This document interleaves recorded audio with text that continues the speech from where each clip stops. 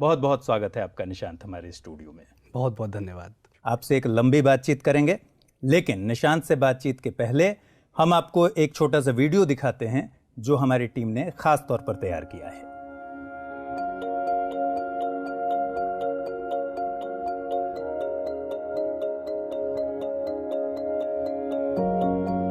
हौसलों की उड़ान यूं ही नहीं भरी जाती। कामयाबी की इबारत कोई ऐसे ही नहीं लिख देता। ऐसा नहीं होता कि कोई यूं ही तपकर सोना बन जाए। हालात से दो दो हाथ करने का फौलादी जज्बा और पहाड़ जैसा धीरज हो तो हर कहानी कामयाब बन जाती है। ऐसी ही एक कहानी है निशांत जैन की।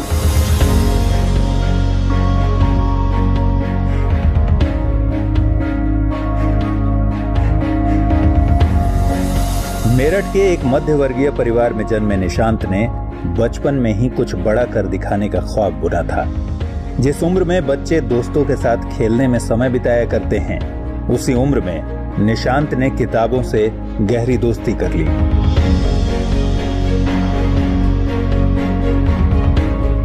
समय जैसे जैसे गुजरता गया, अलमारी में रखे मेडल्स की तादाद वैसे वैसे बढ़ती गई। एंकरिंग, कविता लिखने, डिबेट करने से लेकर मैगजीन और अखबारों में आर्टिकल लिखने तक हर काम में निशांत ने खुद को साबित किया।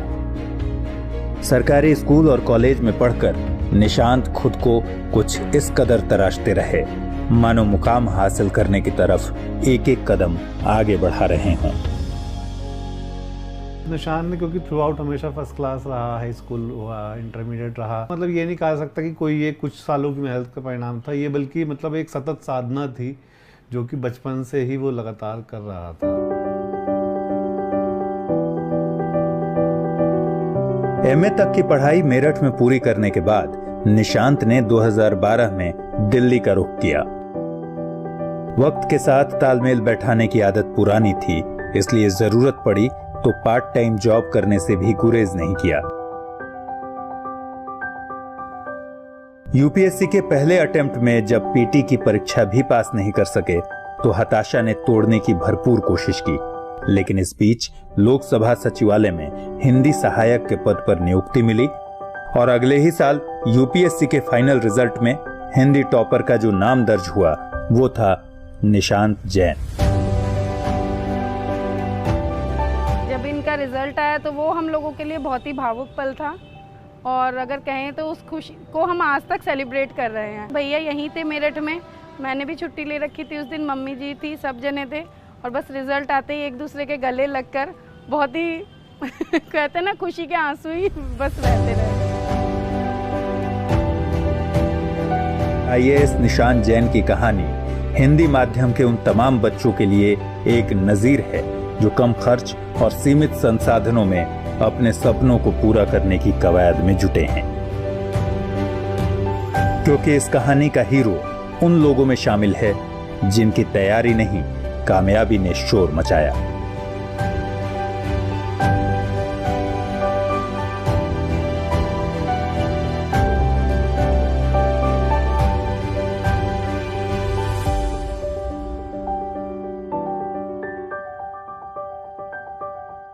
तो इस शानदार वीडियो को देखने के बाद चलिए बातचीत शुरू करते हैं निशांत जैन से।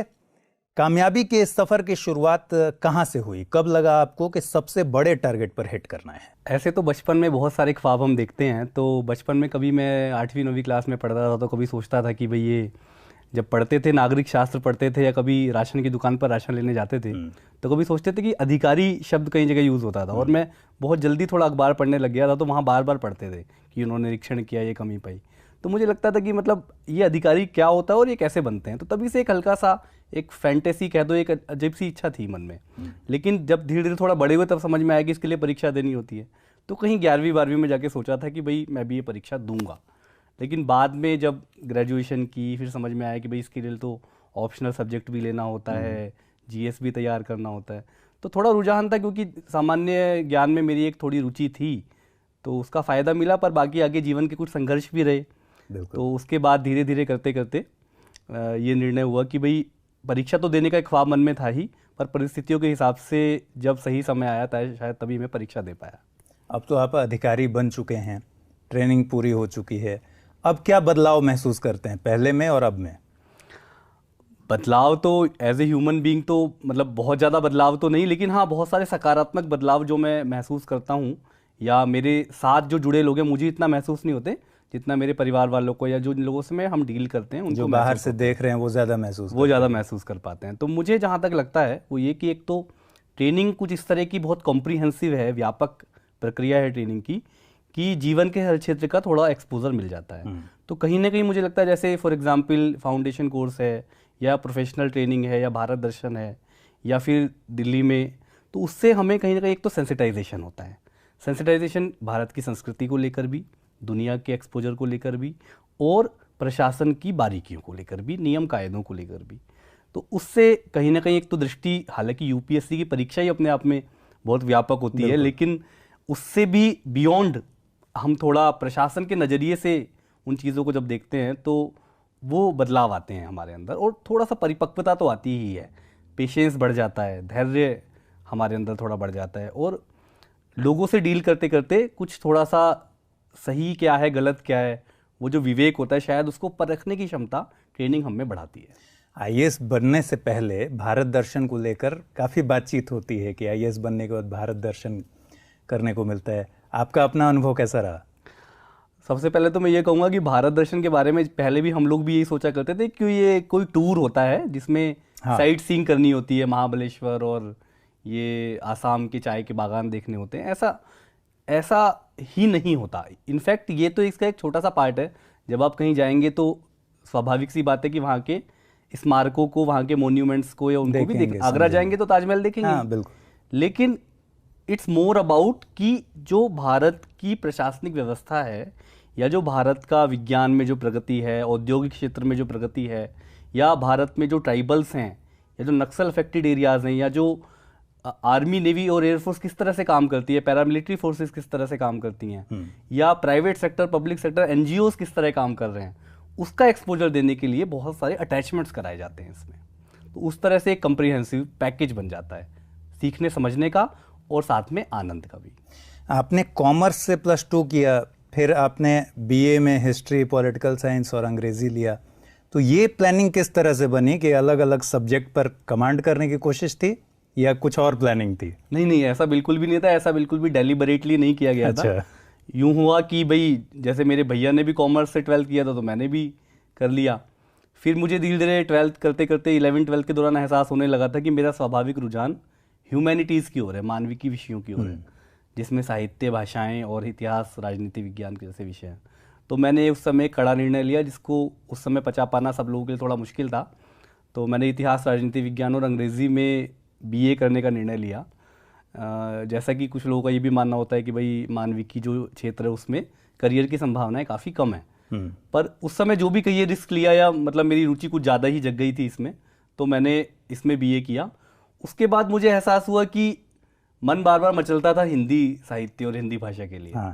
तो फिर एक और निर्णय लिया कि भाई बीए में हिंदी साहित्य नहीं था, फिर भी एमए हिंदी में किया, नेट जेआरएफ हिंदी में क्लियर किया, एमफिल भी हिंदी में किया, और बाद में हिंदी माध्यम से आईएएस की परीक्षा दी और हिंदी साहित्य ही वैकल्पिक विषय लिया। बचपन से ही पढ़ने लिखने में हिंदी साहित्य का रुझान रहा या फिर एमए में जाने के बाद या बीए के बाद आपका रुझान बना कि हिंदी साहित्य में कुछ करना चाहिए, पढ़ना चाहिए?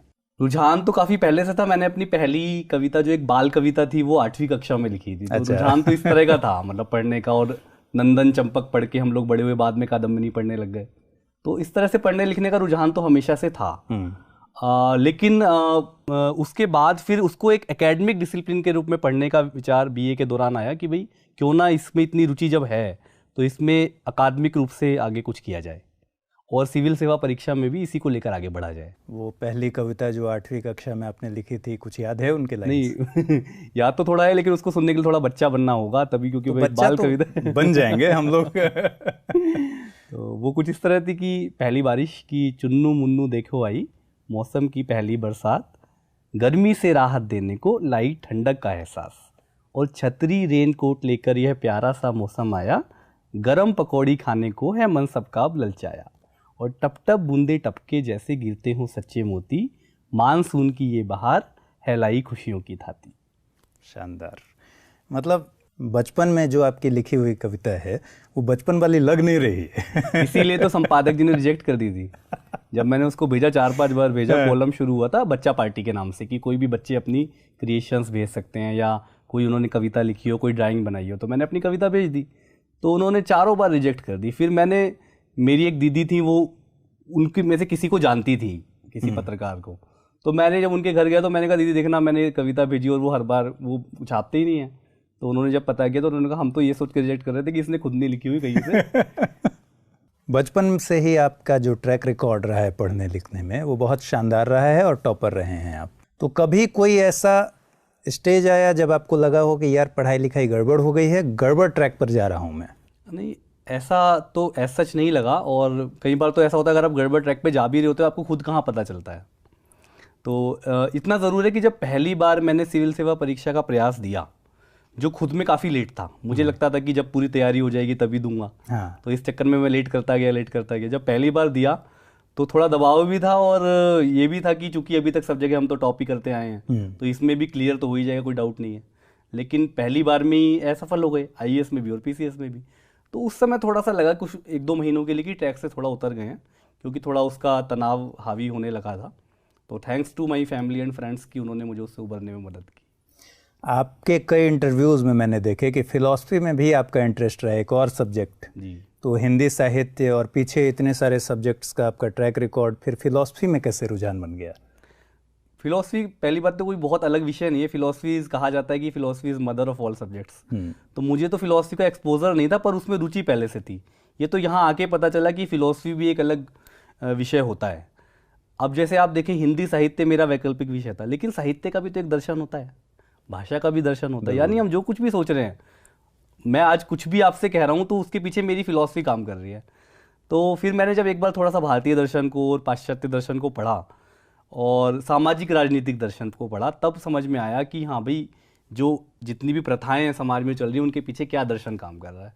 तो इस तरह से दर्शन में रुचि थोड़ी बढ़ती चली गई।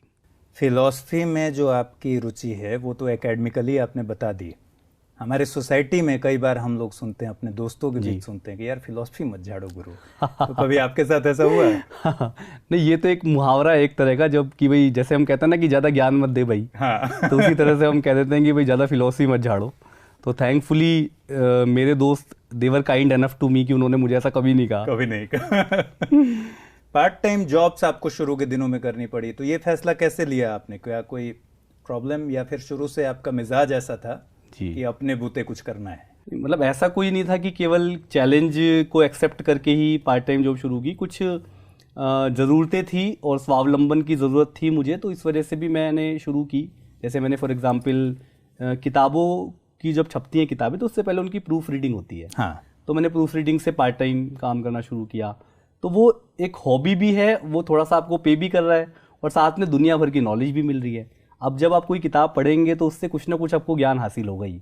तो उसी तरह से एक वो होता है ना कि कम्प्रीहेंसिव नॉलेज मिलने लग जाती है आपको। तो कम उम्र में वो होने से मुझे काफ़ी फ़ायदा भी हुआ पार्ट टाइम नौकरियों से। जब एकेडमी के गेट पर पहुंचे आप, तो फर्स्ट रिएक्शन क्या, मन में क्या आया? एकेडमी के गेट पर पहुंचना अपने आप में भाव विभोर कर देने वाला क्षण होता है और मेरे लिए भी था। इसमें तो मैं यही कहूँगा कि when the dream comes true, तो आप उस समय जो भी आपके साथ घट रहा होता है, यानी आप किसके साथ गेट तक पहुँचे, वो भी आपको ज़िंदगी भर याद रहेगा। एकेडमी गेट में घुसते ही पहली बार कौन मिला, मुझे अभी भी वो अपना बैचमेट याद है। और अभी भी जब हम कभी बात करते हैं तो हम कहते हैं भाई सबसे पहले हम ही लोग मिले थे आपस में। आपकी किताब में मैं पढ़ रहा था, ट्रेनिंग की ही बात है, कि आइस ब्रेकिंग शब्द था। आम लोग तो जानेंगे नहीं इसको। ये आइस ब्रेकिंग पार्ट सर्विस का क्या है? नहीं, सर्विस का कोई पार्ट नहीं है। ये तो जब फाउंडेशन कोर्स की शुरुआत होती है, जब पहला ही दिन ट्रेनिंग का होता है, तो कोशिश की जाती है कि आइस ब्रेकिंग के माध्यम से थोड़ी जमी हुई जो बर्फ़ है उसको तोड़ा जाए, पिघलाया जाए। अच्छा। यानी जैसे अब एक साथ जब 300-400 लोग एक साथ एक सिविल सर्वेंट्स नए सेलेक्ट हुए, वो पहुँचे, तो उनके बीच संवाद कैसे शुरू हो।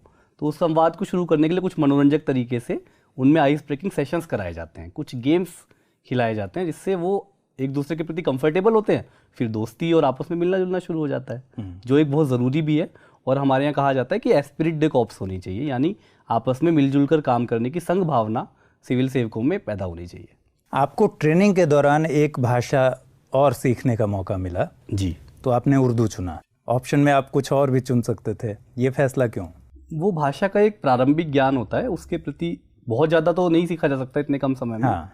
क्योंकि 3 महीने के फाउंडेशन कोर्स में एक भाषा को पूरी पकड़ हासिल नहीं की जा सकती, पर फिर भी उर्दू के प्रति एक खास किस्म का लगाव और नॉस्टैल्जिया शुरू से रहा है। क्योंकि जैसा कि आपको पता है, अगर आप कोई कविता में रुचि हो तो ऐसा संभव नहीं है आपकी उर्दू की शायरी में रुचि ना हो। तो उर्दू में मेरा काफ़ी खास रुझान था, तो मुझे लगा शायद उर्दू सीखते सीखते थोड़ा और आनंद आए, थोड़ा और मज़ा आए। गज़लें भी आप खूब सुनते हैं? जी जी जी। और गाते भी हैं? नहीं, गाता नहीं हूँ, केवल सुनता हूँ। कुछ तो गुनगुनाते रहे हैं आप, मैंने कई प्लेटफॉर्म्स पर कुछ सुना देखा है, तभी कह रहा हूँ। तो कौन सी सबसे पसंदीदा गज़ल है आपकी? वो एक ही है पिछले कई सालों से, और वो तभी से पसंदीदा ही चली आ रही है। जगजीत सिंह साहब की गज़ल है, झुकी झुकी सी नज़र करके एक गज़ल है। तो मैंने सुना है कि आप बहुत अच्छा गाते हैं, और इस गज़ल के अगर 2 लाइन आप सुनाएं। मैं अच्छा गाता नहीं हूँ, लेकिन मैं, अगर आप मुझे सहन कर पाएँ तो मैं 2 लाइन सुना देता हूँ। मैं तैयार हूँ बर्दाश्त करने के लिए, और इसका निर्णय तो श्रोताओं पर छोड़ दीजिए। नहीं, उनसे भी यही उम्मीद है कि वे ये जज ना करें कि मैं अच्छा गाता हूँ खराब, क्योंकि मैं अच्छा गाता बिल्कुल नहीं हूँ।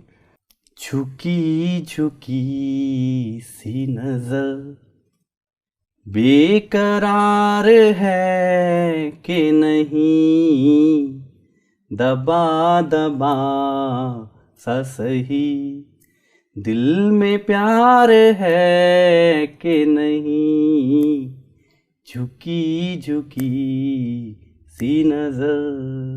क्या बात है। बचपन से आपके ऐसे कौन कौन से शौक रहे हैं जो आज भी आप जी पाते हैं?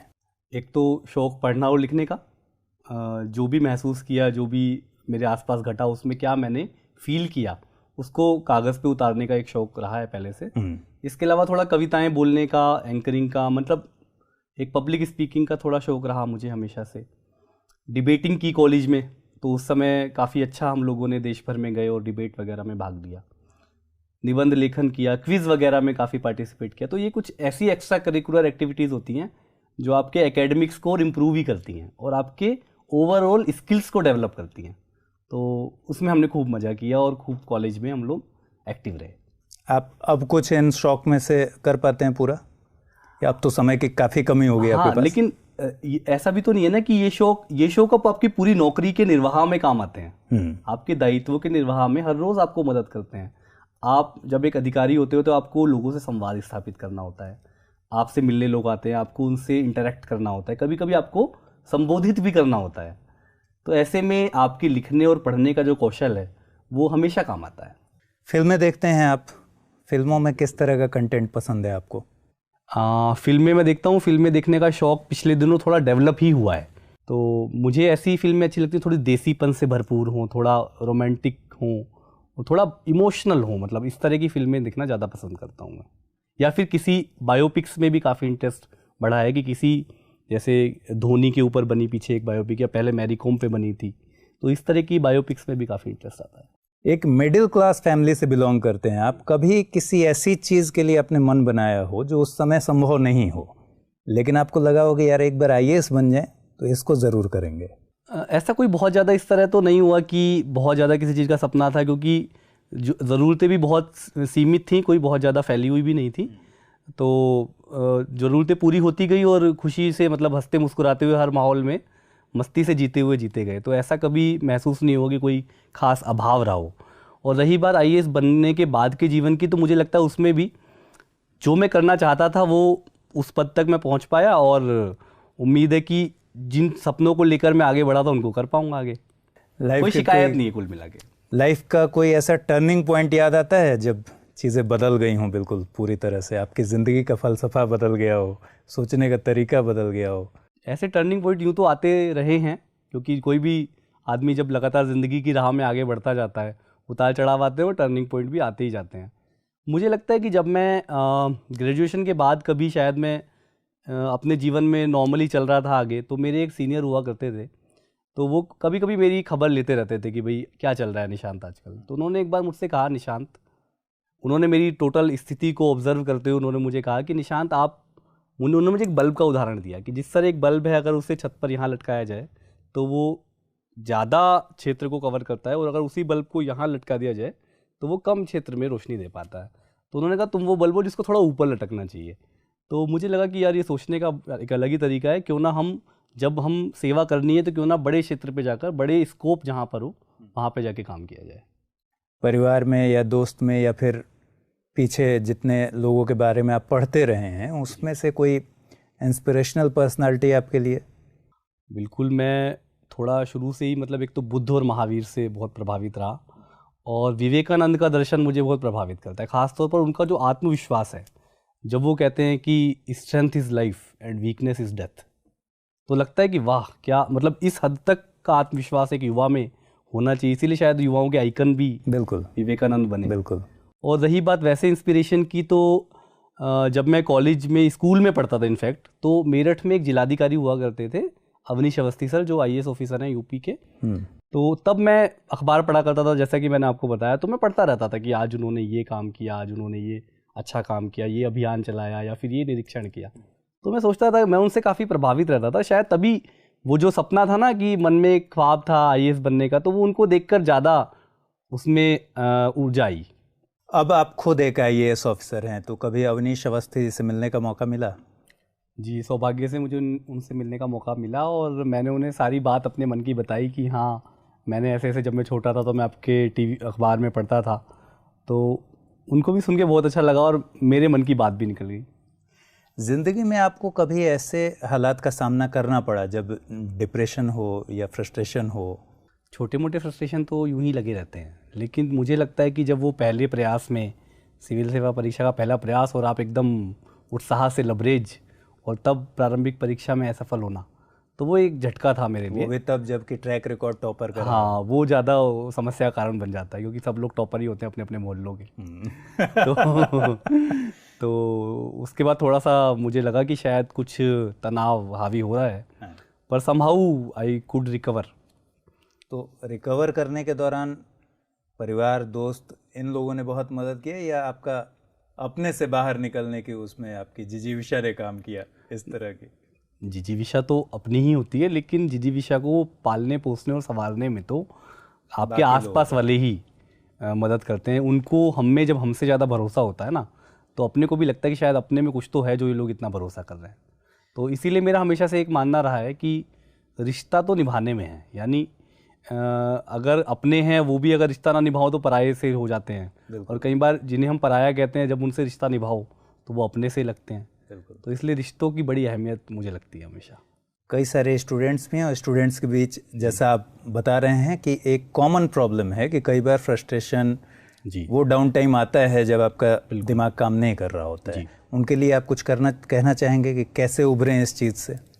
नहीं, मुझे लगता है कि एक तो हम लोग कई बार ये सोचते हैं कि बंद कमरे में बैठ के ही हम तैयारी करेंगे, तो उसमें क्या होता है, हम अपनी जो हॉबीज़ होती हैं, हॉबीज़ मतलब जिनसे करके आपको खुशी मिलती है, खाली वक्त में जो काम आप करना पसंद करते हैं, आप उनसे कटने लगते हैं। आप सोचते हैं कि नहीं गाना नहीं सुनना, कहीं ऐसा तो नहीं कि IAS का एग्ज़ाम ना क्लियर हो इस बार, है ना, या मूवी कभी नहीं देखनी। तो इस तरह का नहीं सोचें, थोड़ा सा फिजिकल एक्टिविटी भी करें, बिल्कुल बोर्डम से बचें, और हो सके अगर आपको रुचि हो तो थोड़ा सा योग या प्राणायाम से भी काफ़ी फ़ायदा होता है। और लोगों से बात भी करें, ओपन अप योर माइंड। कभी कभी मन की बात जो है वो किसी से शेयर करें या किसी की बात सुने, तो उससे भी काफ़ी रिलैक्स होता है आपको। एक बड़ी प्रॉब्लम जो कंसिस्टेंसी की भी होती है, इसी रिगार्डिंग में बात करना चाहता हूँ कि कंसिस्टेंसी नहीं बन पाती है। जी, आप कंसिस्टेंसी को बनाए रखने में कितने माहिर थे? कंसिस्टेंसी का बहुत बड़ा रोल है, और मुझे लगता है शायद मैं ये बना पाया। और कभी कभी जब मैं खुद सोचता हूँ कि मैंने ये परसिस्टेंस या कंसिस्टेंसी, निरंतरता जो है, ये कैसे बनाई, तो मुझे लगता है कि चाहे मैं कहीं भी नौकरी करता रहा या मैं पढ़ाई करता रहा, पर मैंने कभी एक सपना जो था IAS बनने का वो छोड़ा नहीं। तो मुझे लगता है कि जहाँ मैंने काम किया, काम बिल्कुल अच्छे से किया। ऐसा नहीं कि मैंने अपने काम को प्रभावित किया अपने सपने की वजह से, लेकिन उस सपने को आंखों से ओझल नहीं होने दिया। अगर मैं पढ़ भी नहीं रहा होता तो भी मेरे मन में होता था कहीं बैक ऑफ द माइंड में कि हाँ यार, देना तो है एग्जाम और तैयारी भी करनी, तो थोड़ा थोड़ा वो करता रहा, तो उससे मैं कंसिस्टेंसी बनी रही, मेरी मोटिवेशन बना रहा। बीच में ऐसा भी दौर आया होगा जब लग रहा होगा कि पढ़ाई थोड़ी डिरेल हो गई है? बिल्कुल, बहुत बार ऐसे मौके आए, और कई बार तो काफ़ी लंबे लंबे समय तक, 6-6 महीने तक डिरेल हो गई पढ़ाई, ऐसा भी हुआ। 6-6 महीने तक? जी, मतलब ऑफ कोर्स की तैयारी की लगकर तैयारी करने वाली प्रक्रिया के दौरान तो नहीं, लेकिन उससे पहले जब पोस्ट ग्रेजुएशन के दौरान आप थोड़ा कि भाई थोड़ा मैं करंट अफेयर्स पढ़ लूँ या हिस्ट्री ज्योग्राफी पढ़ लूँ, तो उसमें कई बार डिरेलमेंट हो जाता था। कोई बात ऐसी आपको जिसमें लगता हो आप बेहद लापरवाह हैं? लापरवाह तो मुझे लगता है जैसे कि मैं योजना बहुत अच्छी बनाता हूँ और दिनचर्या जब मुझे बनानी होती है कि सुबह 7 बजे उठना, उसके बाद योग करना, फिर नहाना, ये वो, तो जब उसको एक प्लान करके बना तो बहुत अच्छे से बनाता हूँ मैं। लेकिन उसके कार्यान्वयन में मैं कई बार आलस या लापरवाही कर जाता हूँ और ऐसा बार बार होता है। लेकिन बार बार फिर भी हम दोबारा फिर कोई नया रिजोल्यूशन ले लेते हैं। ये आईएएस बनने के पहले की बात बता रहे हैं या बाद वाली, या दोनों में है? ये तो दोनों में ही रहता है ना। लेकिन ये है कि फिर भी रिजोल्यूशन लेने से कुछ तो फायदा होता है। मतलब अगर आप 100% भी उसको फॉलो नहीं कर पाए तो हो सकता है 50 to 60% ही कर लें। जिंदगी में आप एकदम खुली किताब की तरह हैं, लेकिन क्या इस किताब के कुछ बंद पन्ने ऐसे हैं जिनके बारे में आप बताना चाहें? कभी किसी पर क्रश रहा हो आपका? नहीं, ऐसा तो कुछ नहीं। क्रश तो मतलब थोड़ा रहता ही है किसी दौर में। लेकिन क्या है कि चीज़ें इतनी ज़्यादा पढ़ाई वढ़ाई की, और जैसे वो किसी शायर का शेर है ना कि आए न शायरी में हंसी लफ्ज प्यार के, अच्छा, मसले खड़े हैं सामने ही रोजगार के। बिल्कुल। तो इस चक्कर में कभी ज़्यादा बात आगे बढ़ नहीं पाई कुल मिला के। ये जब आप टॉपर्स का इंटरव्यू पढ़ते थे, देखते थे, तब टॉपर्स के बारे में क्या सोचते थे? सबसे पहले तो मैं इंटरव्यू पढ़ता था। जब भी मैं कोई पत्रिका पढ़ता था कॉम्पिटिटिव, तो मैं सबसे पहले इंटरव्यू पढ़ता था। बहुत मज़ा आता था उसमें, क्योंकि कई बार हम जब टॉपर का इंटरव्यू पढ़ते हैं तो उसमें खुद को कनेक्ट कर पाते हैं। तो उसमें एक सवाल सब उनसे पूछते थे कि भाई जो आपने मुझसे अभी पूछा कि क्या आप टॉपर्स के बारे में क्या सोचते थे पहले, तो ऐसे उसमें भी एक सवाल होता था। और उसका वो जो जवाब देते थे वो ये देते थे कि भाई हम तो सोचते थे टॉपर बहुत असाधारण होंगे। तो लेकिन मेरा जवाब ये है कि मैं भी यही सोचता था, पर अब मैं भी वही जवाब दे रहा हूँ। देखिए कि मतलब जो जवाब उसमें लिखा होता था मैं भी वही बोल रहा हूँ कि टॉपर कोई असाधारण नहीं होते। हाँ, ज़रूर ये है कि वो थोड़ा सा स्किल डेवलप करते हैं अपना, और थोड़ा सा सिस्टमैटिक तरीके से, नियमित तरीके से पढ़ाई करते हैं। कंसिस्टेंसी की जो आपने बात कही, कुछ चीज़ें होती हैं वो करते हैं जैसे, लेकिन इतना नहीं है कि वो कोई दूसरे ग्रह से आते हैं। कुछ चीज़ें उनको अलग बनाती हैं। हाँ, वो कुछ चीज़ें तो आपको मतलब कुछ चीज़ें ठीक तरीके से करनी ही होंगी ना किसी भी चीज़ को। अगर आप कोई भी तैयारी कर रहे हैं तो सिस्टमैटिकली उसको करना ही पड़ेगा आपको। आपने जब तैयारी की तो आप सोचते थे कि आप टॉपर बनेंगे, या फिर ये था कि यूपीएससी में सेलेक्ट भर हो जाए? तैयारी के दौरान मुझे लगता है कि मतलब ऐसा करना भी चाहिए, और मैं ऐसा करता भी था कि दोनों एंगल से सोचता था मैं कि टॉपर बनूंगा तो क्या होगा, और नहीं बनूंगा प्लान ए प्लान बी कि टॉपर बनूंगा तो हो सकता है कि बहुत अच्छी रैंक आ जाए, तो क्या प्लान रहेगा, और नहीं हुआ, सिलेक्शन ही नहीं हुआ, तब क्या प्लान रहेगा। तो वो दोनों तरह सोचता था। तो जब एग्ज़ाम नहीं दिया था, यानी जब उसकी तैयारी कर रहा था, तब ज़्यादा टॉपर के बारे में नहीं सोचता था। पर जब एग्ज़ाम दे दिया था उसके बाद कहीं ना कहीं मुझे ऐसा लगा कि अच्छा है, सिलेक्शन तो हो ही जाएगा, हो सकता है कोई रैंक भी आ जाए, पर ये अंदाज़ा नहीं था कि इतनी अच्छी रैंक आ जाए। आप खुद नौकरी में भी थे, नौकरी में होने का एक साइकोलॉजिकल फ़ायदा मिलता होगा। आपने कभी महसूस किया कि नौकरी में होने का भी एक फ़ायदा था कि एग्ज़ाम देकर आप बहुत कूल रहते होंगे कि ठीक है, नहीं भी होगा तो एक नौकरी तो है? कम से कम उन लोगों के केस में तो ज़रूर मैं कहूँगा जिन्हें कहीं ना कहीं, जैसा मैंने अभी शेर में बताया था ना, कि जब इनके सामने रोज़गार के मसले खड़े हों, हाँ, या जिनको खुद को स्टेबल करना हो, एक सिक्योरिटी की ज़रूरत हो, या परिवार को संभालना हो, बिल्कुल, तो ऐसे में नौकरी आपको मदद करती है बशर्ते। लेकिन नौकरी के साथ थोड़ा दोहरी मेहनत भी आपको करनी पड़ती है। पर फिर भी मैं कहूँगा अगर नौकरी से पहले भी आपने ठीक से तैयारी की है तो नौकरी के साथ आप रिवाइज तो कर ही सकते हैं, और आप तैयारी भी कर सकते हैं, ऐसा नहीं है। आपको नौकरी करते हुए तैयारी जब आप कर रहे थे कि नौकरी भी चल रही है, तैयारी भी चल रही है, तो आपको लगता था कि ये नौकरी ही मुसीबत की जड़ बनती जा रही है? ऐसा नहीं, कोई महसूस हुआ? नौकरी तो मेरे को कॉन्फिडेंस ही देती थी। इनफैक्ट जब एग्जाम चल रहे होते थे, मेंस भी चल रहा होता था, और हर रोज आपको ये ख्याल आता है, हर घंटे में आता है कि अगर नहीं हुआ तो क्या होगा। हाँ, ये बहुत कॉमन सी टेंडेंसी है। तो मैं सोचता था नहीं हुआ तो क्या हुआ, अपना नौकरी तो कर ही रहे। तो ये, लेकिन मेरे पर्सनल केस में है। कुछ लोग इस तरह से भी सोचते हैं कि भाई नहीं, नौकरी की बाधा भी बन जाती है कुछ लोगों के लिए। सोचने का अपना अपना, कुछ लोग छोड़ भी देते हैं नौकरी। नहीं, कभी कोई छोड़नी पड़ती है।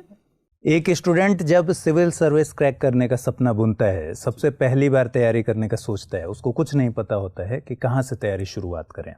उनके बारे में कुछ कहना चाहेंगे आप? कैसे तैयारी शुरू करें? मेरे ख्याल से तैयारी शुरू करने का सही समय, जो लगकर तैयारी शुरू करने का समय, वो ग्रेजुएशन के बाद है।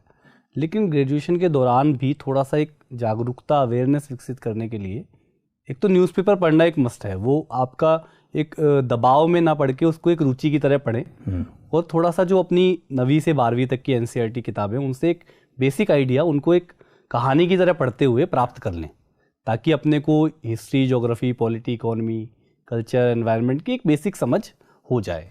उसके बाद मैं तो कहूँगा कि एक बार सिलेबस को अच्छे समझ लें, सिलेबस को बार बार पढ़ें और कुछ पिछले सालों के, खासतौर पर पिछले 5 सालों के प्रश्न पत्रों को एक बार देख लें और उसके बाद समझें कि किस तरह के सवाल पूछे जाते रहे हैं, तो उससे काफ़ी हद तक मदद मिलती है।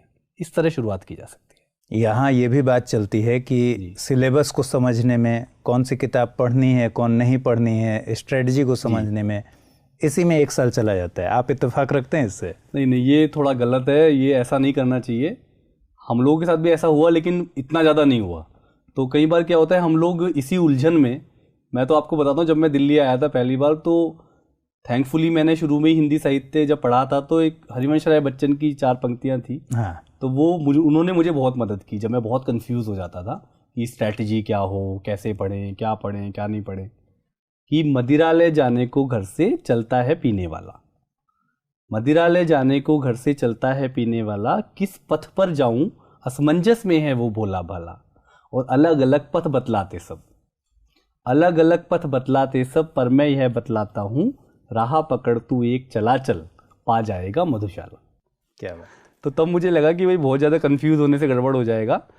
सब तो आपने भी एक राह पकड़ ली होगी। कमोबेश सब कुछ पूरी तरह सब कुछ बढ़िया नहीं है, पूरी तरह सब कुछ खराब नहीं है, आगे तो बढ़ें। कई बार ये होता है कि indecision is often worse than wrong decision. बिल्कुल। एनसीईआरटी की किताबों की बात करते हैं। एनसीईआरटी की किताबों को फॉलो करना ज़रूरी होता है या फिर इसको छोड़कर आगे बढ़ सकते हैं? मुझे लगता है कि एक बार, क्योंकि उसमें बहुत ज़्यादा टेक्स्ट नहीं होता, क्योंकि वो 9वीं से 12वीं के विद्यार्थियों के हिसाब से होती है, तो उसमें बड़ा टेक्स्ट होता है और बहुत ज़्यादा लंबा समय उसको पढ़ने में नहीं लगता। तो मुझे लगता है एक बार सरसरी तौर पर उसको पढ़ने में कोई बुराई नहीं है और पढ़ लेना चाहिए। ऑप्शनल सब्जेक्ट को लेकर बहुत उहापोह बनी रहती है कि क्या लें, कैसे तय करें, इंटरेस्ट के बेस पर तय करें या ग्रेजुएशन में जो सब्जेक्ट है उसके बेस पर तय करें। जी, आपकी क्या राय है और आपने कैसे किया था ऑप्शनल सब्जेक्ट को तय? देखिए, ऑप्शनल सब्जेक्ट को तय करना एक ऐसी जंग है जो अगर आपने शुरू में अच्छे से तय कर लिया तो आपको बार बार फिर वो चेंज करने वाली समस्या से नहीं गुजरना पड़ता। जहाँ तक मेरा केस है तो मुझे इसमें कोई भी डाउट नहीं था, क्योंकि मेरा बैकग्राउंड पूरा हिंदी मीडियम का भी रहा है और हिंदी साहित्य मेरा MA और MPhil में भी रहा है और नेट JRF भी मैंने किया है, तो मुझे कोई डाउट नहीं था। मुझे पता था कि मुझे हिंदी साहित्य ही लेना है। लेकिन अक्सर ऐसा होता है UPSC में कि हम अपने बैकग्राउंड का विषय नहीं चुनते हैं। तो ऐसे में मैं कहूँगा कि 2-3 बातों का ध्यान रखें। एक तो उस विषय से आपकी कितनी फैमिलियरिटी है, नज़दीकीपन कितना महसूस करते हैं। दूसरा, उसमें क्या आपको पढ़ने में सामान्य तौर पर इंटरेस्ट आता है, कहीं ऐसा तो नहीं, क्योंकि उसको काफ़ी गहराई से पढ़ना होता है हमको, तो थोड़ा इंटरेस्ट हो तभी उसको पढ़ा जा सकता है। तीसरा, फिर ये भी देखना ठीक रहेगा कि भाई उसमें मार्गदर्शन उपलब्ध है या नहीं, किताबें मिल रही हैं या नहीं मिल रही हैं, और उसका UPSC में प्रदर्शन कैसा चल रहा है। ये कुछ बातें ध्यान में रखनी चाहिए। न्यूज़पेपर्स को भी लेकर एक र्यूमर भी चलता है जी, कंफ्यूजन भी चलता है जी। तो न्यूज़पेपर्स को लेकर आप क्या कहना चाहेंगे? कई लोग पूछते हैं कि द हिंदू पढ़ना ज़रूरी है या फिर इसका कोई सब्स्टिट्यूट किया जा सकता है, तो अपना आपका अनुभव और क्या राय है आपकी? सबसे पहली बात तो ये है, जिसमें कोई भी दो राय नहीं है, कि न्यूज़पेपर एक अनिवार्य हिस्सा है। ठीक है, लेकिन न्यूज़पेपर कौन सा पढ़ें, अब उसमें आपको देखना पड़ेगा कि अगर आप अंग्रेज़ी उतनी द हिंदू के स्तर की समझ पाते हैं तो बेस्ट है, बहुत अच्छी बात है, द हिंदू ही पढ़ना चाहिए। लेकिन अच्छा, एक चीज़ और भी मैं इसमें कहूँगा, न्यूज़पेपर में क्या पढ़ना चाहिए और क्या नहीं पढ़ना चाहिए। कुछ लोग क्या करते हैं, न्यूज़पेपर को एक कि भाई कथा है पूरी पढ़नी है, तो उसको वो कई बार शुरू से लेकर एंड तक, तो उसमें तो सुबह से शाम हो जाएगी, तो उसमें अपने को धीरे धीरे पढ़ते पढ़ते समझ में आने लगता है कि UPSC के हिसाब से कौन कौन से हिस्से ज़्यादा महत्वपूर्ण है। फॉर एग्जाम्पल, फ्रंट पेज हमेशा पढ़ना चाहिए, पॉलिटिकल को थोड़ा कम भी पढ़ें चाहे, लेकिन नेशनल इंटरनेशनल जरूर पढ़ना चाहिए, स्पोर्ट्स भी थोड़ा पढ़ना चाहिए, बहुत डीप में जाने की आवश्यकता नहीं है। और इसके अलावा जो विज्ञान प्रौद्योगिकी क्षेत्र में कोई सुधार हुए हैं या देश की कोई नई अचीवमेंट है, सरकार की योजनाएं हैं, सोशियो इकोनॉमिक सिनेरियो देश का क्या है, उसको जरूर पढ़ना चाहिए।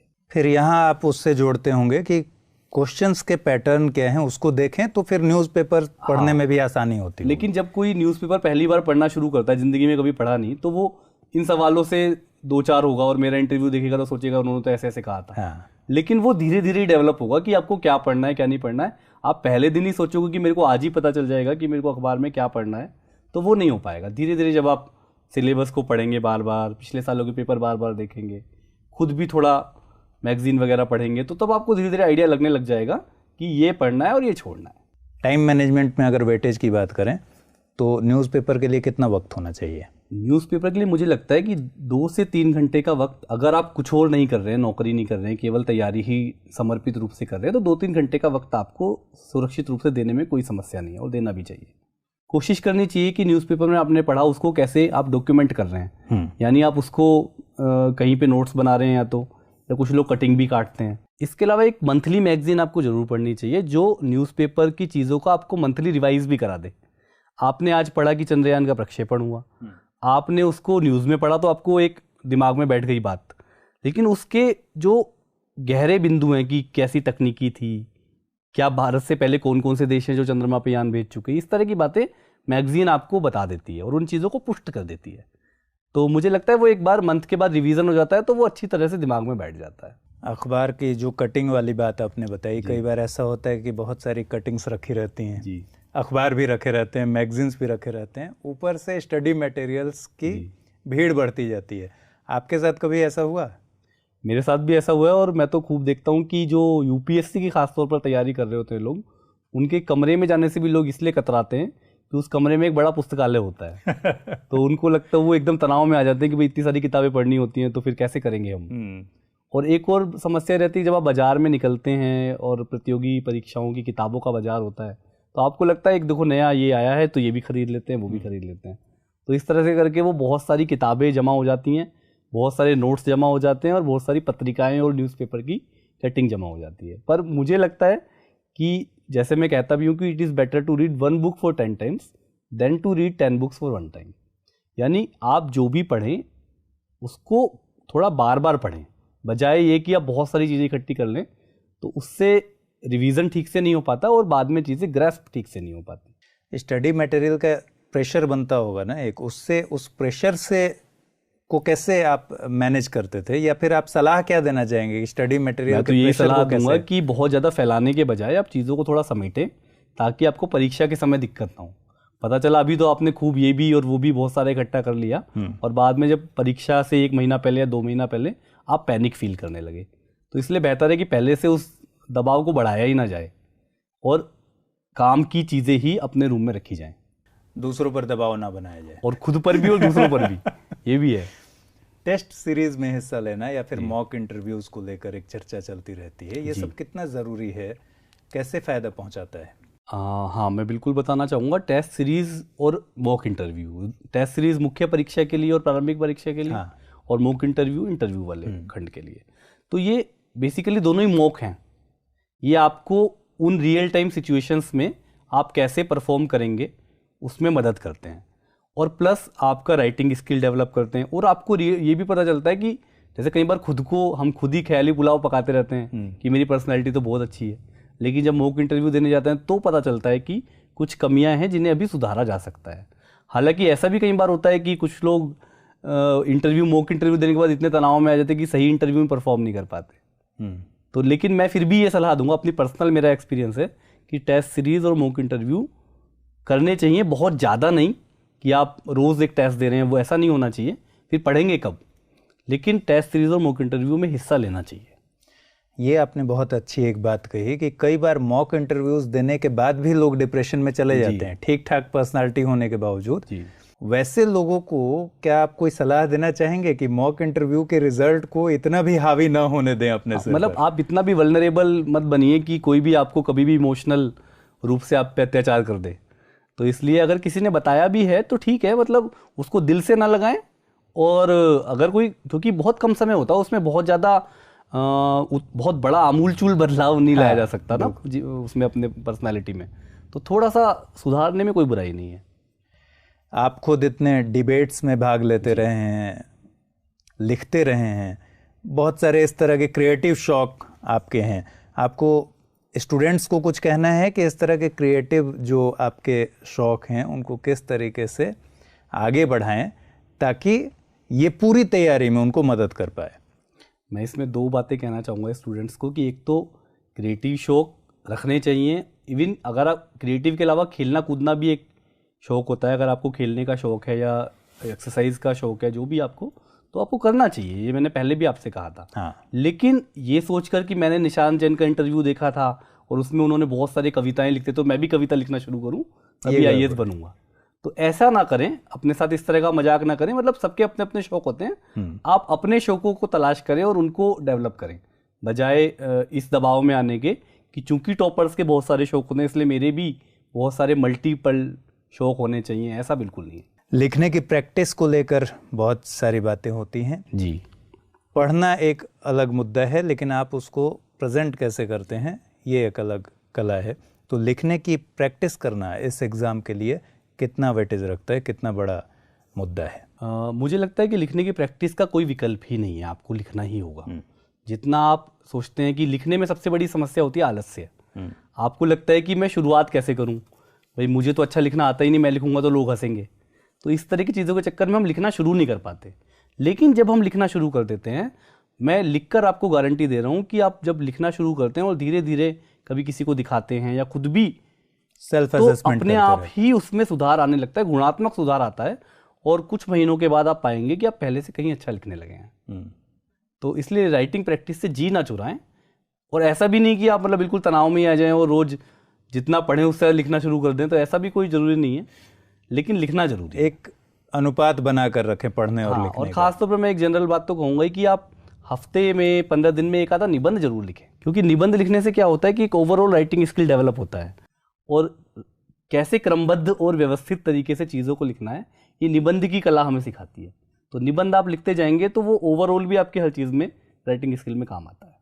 ये निबंध लिखना एक उसमें लंबा स्क्रिप्ट लिखना होता है, मैं अपनी भाषा में कह रहा हूँ स्क्रिप्ट। और जब आप आंसर लिखते हैं तो उसकी डिमांड 200 से 250 शब्दों की होती है। तो क्या इसमें कोई स्ट्रेटजी अपनाई जाती है कि इस तरह से लिखना है और लंबा लिखना है? दोनों में अलग अलग स्ट्रेटजी होनी चाहिए। स्ट्रेटजी के साथ साथ आप देखेंगे उसकी मांग का भी अंतर होता है। जैसे निबंध के प्रश्न पत्र में विषय भी ऐसे होते हैं जिन पे बहुत काफ़ी कुछ लिखा जा सकता है। इनफैक्ट कुछ विषय तो ऐसे होते हैं जिन पे शायद पूरी किताब भी लिखी जा सकती है। लेकिन जो GS के प्रश्न होते हैं वो टू द पॉइंट होते हैं, तो उसमें बहुत लंबा लिखने का स्कोप होता भी नहीं है। और 200 शब्दों में तो लिखवाने का मुझे लगता है कि आप कैसे, जो भी आपको जानकारी है 200 शब्द में उसका उत्तर देना है, तो आप कैसे उस जानकारी को समेट कर समग्र रूप में सारे पक्षों को साथ रखते हुए लिख पा रहे हैं। ये एक बहुत बड़ी कला है कि कॉम्पैक्ट रूप में कैसे उसको प्रस्तुत करना है। और यही सीखना राइटिंग स्किल है, जो कोई बहुत अनोखी चीज़ नहीं है और जो अभ्यास से सीखी जा सकती है। मीडियम को लेकर भी बहुत हो हल्ला मचा रहता है। क्या आपको वाकई लगता है कि हिंदी मीडियम वालों को थोड़ा नुकसान झेलना पड़ता है? पता नहीं, व्यक्तिगत रूप से मुझे ऐसा ना तो कभी खुद लगा, क्योंकि मैं जब भी तैयारी करता था उस समय तो बल्कि हिंदी मीडियम का रिजल्ट शायद और भी ख़राब था। लेकिन तब भी मुझे ऐसा नहीं लगता था कि अगर मेरा हिंदी मीडियम है तो मुझे कोई नुकसान होगा। शायद इस सोच ने या इस जिंदादिली ने मेरी मदद भी की होगी। पर मैं सामान्य तौर पे अभ्यर्थियों से यही कहना चाहूँगा कि हिंदी मीडियम को कोई ऐसा खास नुकसान नहीं है। और जो शिकायतें हमारी पहले हुआ करती थी कि भाई स्टडी मटेरियल नहीं है, पत्रिका नहीं है, अखबार नहीं है, वेबसाइटें हिंदी में नहीं है, या यूट्यूब पे हिंदी में नहीं मिलता है, वो शिकायतें अब कमोबेश दूर हो गई हैं।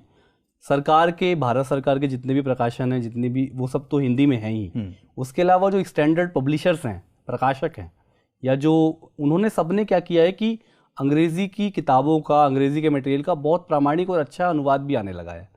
और सब बहुत बहुत अच्छा कंटेंट भी अब हिंदी में उपलब्ध होने लगा है। थोड़ा बहुत न्यूज़पेपर में कई बार शिकायत रहती है, लेकिन मुझे लगता है कि अब ओवरऑल बड़ी शिकायत अब नहीं रही है माध्यम की। बस आप वही माध्यम चुनें जिसमें आप कंफर्टेबल हैं और जिसमें आप अच्छे से खुद को अभिव्यक्त कर सकते हैं। बिल्कुल। कंटेंट को लेकर आजकल डिजिटल युग में एक और समस्या खड़ी हुई है कि इतने सारे प्लेटफॉर्म पे चीज़ें उपलब्ध हैं कि हमसे जो स्टूडेंट्स हैं वो सवाल करते हैं कि कैसे चुनें कि क्या पढ़ना है, इतने सारे साइट्स हैं, किसको किसको फॉलो करें। ऐसे में क्या राय देंगे आप? ये आपने बहुत ज़्यादा रेलेवेंट सवाल पूछा है। एक्चुअली इस समय हम जैसे होता है ना कि इस समय हम बहुत ज़्यादा अति सप्लाई की समस्या से ग्रस्त है। हमारे पास समय कंटेंट की बहुलता है, हमें ये चुनना होता है कि कैसे उसमें से क्या पढ़ें और क्या ना पढ़ें, या कौन सा वीडियो देखें, कौन सा नहीं देखें। तो उसके कहीं ना कहीं आपको सीमा तो तय करनी पड़ेगी। एक इन जनरल भी आप देखेंगे कि आज के दौर में कंसंट्रेशन की कमी बढ़ी है। फॉर एग्जाम्पल सोशल मीडिया के कारण कह लो, या हम मोबाइल का एक्सेसिव यूज़ करते हैं, तो पता चला हर 10 मिनट में, हर 15 मिनट में मोबाइल की ओर देखते हैं, जो नया टिक टिक होती है उसको देख लेते हैं। तो कंसंट्रेशन की प्रॉब्लम बढ़ी है, कमी की। तो उसके लिए मुझे लगता है कि आपको थोड़ा सा जब अपनी रणनीति बनाएं तो हर सेगमेंट के लिए एक अच्छा प्रामाणिक मटेरियल चुन लें और उसको फिर रिवाइज करें। और करंट अफेयर्स के लिए कुछ एक न्यूज़पेपर, एक मैगजीन, इस तरह की स्ट्रेटजी बनाएं बजाय 4 न्यूज़पेपर और 6 मैगजीन पढ़ने के। जाते जाते आपसे कुछ रैपिड फायर सवाल पूछते हैं, बहुत कम में इसका जवाब देना है जी। सबसे पसंदीदा खाना? सबसे साउथ इंडियन। South Indian. सबसे पसंदीदा जगह? इंडिया। इंडिया के भीतर भी अगर मैं पूछूं तो? इंडिया के भीतर अपना होम स्टेट। Home state. पसंदीदा कविता? पसंदीदा कविता राम की शक्ति पूजा, निराला की। और कवि? निराला। शिक्षक? मेरे शिक्षक मेरे पूर्व प्राचार्य। गज़ल तो हमने आपसे पूछ लिया था, गज़ल से अलग गाने में कोई चॉइस आपकी? नहीं, गाने मेरी कोई चॉइस नहीं है, ना मैं गाता हूँ ना मैं अच्छा गाता हूँ, लेकिन एक लाइन में जरूर। ये आप इस डर से तो नहीं बोल रहे हैं कि फिर से गाना गाने के लिए हम बोल देंगे? नहीं, आप भले ही मत बोलिए, लेकिन मैं एक लाइन एस्पिरेंट्स के लिए ज़रूर कहूँगा जो मुझे गाना बहुत पसंद और मुझे भी मोटिवेट करता था। रुक जाना नहीं तू कहीं हार के, कांटों पे चल के मिलेंगे साए बहार के। शानदार। फिल्म आपकी पसंदीदा कौन सी है? फिल्म अभी हाल फिलहाल में तो बरेली की बर्फी। हाल फिलहाल वाले में और पुराने वाले में याद करना पड़ता है। याद करना पड़ता क्योंकि है। आपने बता दिया है कि फिल्म का पुरानी शौक फिल्में तो ज़्यादा भी- देखी भी नहीं है। बिल्कुल। हाँ। और पसंदीदा गर्लफ्रेंड? मतलब नहीं, कोई नहीं है। चलिए निशांत, ठीक है। बहुत अच्छा लगा आपसे बातचीत करके।